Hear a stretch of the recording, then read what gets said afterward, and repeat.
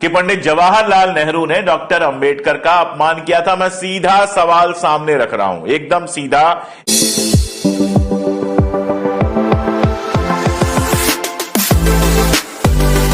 एक लाइन का बिना इफ एंड बट के जवाहरलाल नेहरू की लिखी हुई सारी चीजें, बोली हुई सारी चीजें, यहां तक की चिट्ठियां भी सब प्रिंटेड अवेलेबल हैं, ऑनलाइन अवेलेबल हैं। जैसे ढूंढना चाहें आप ढूंढ सकते हैं।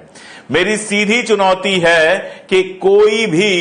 एक लाइन, एक पैरा ऐसा लाके उसमें से दिखा दे जो डॉक्टर अंबेडकर के लिए अपमानजनक हो, जिसमें जवाहरलाल नेहरू ने डॉक्टर अंबेडकर के लिए कोई ऐसी बात कही हो जो अपमानजनक हो। कोई चिट्ठी लाके दिखा दे,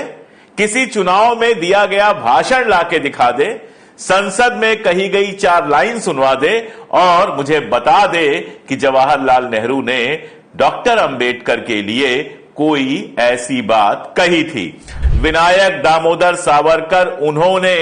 अपने लेखों में डॉक्टर अंबेडकर के लिए कैसे कैसे शब्द इस्तेमाल किए हैं, बाकायदा वीडियो बना चुका हूं, सारी डिटेल्स दे चुका हूं, किताबों के नाम दे चुका हूं। और किताबों के नाम नहीं दिए हैं, उनकी अपनी जो किताब है, जो सावरकर समग्र है, प्रभात प्रकाशन से आई हुई हो, चाहे हिंदू महासभा प्रांतिक सभा जो है महाराष्ट्र की, जिसको सावरकर ने खुद छापा था, उनका जो अपना कंप्लीट वर्क्स है, जिसमें केसरी और दूसरे अखबारों में छपे हुए लेख हैं, उनसे मैंने आपको दिखाया है कि जब बाबा साहब ने बौद्ध धर्म अपनाया था, उसके बाद उनके लिए किस तरह के शब्दों का प्रयोग अपने लेखों में सावरकर ने किया था। अब जब हिंदू कोड बिल संसद में आता है तो उसका तीखा विरोध भी होता है। विरोध करने वालों में सबसे आगे कौन था? विरोध करने वालों में सबसे आगे थे श्यामा प्रसाद मुखर्जी, जिनकी बात आज ये करते हैं, जो उस समय जनसंघ में थे,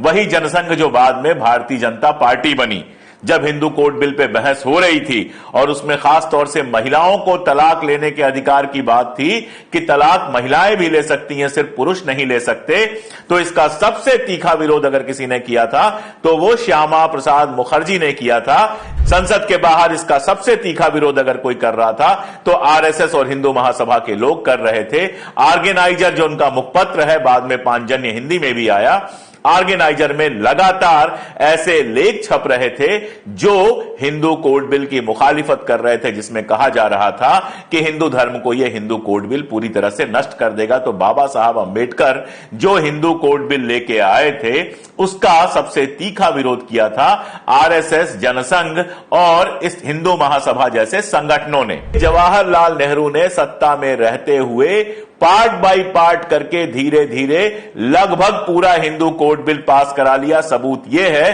कि शादी ब्याह के मामले में आज भी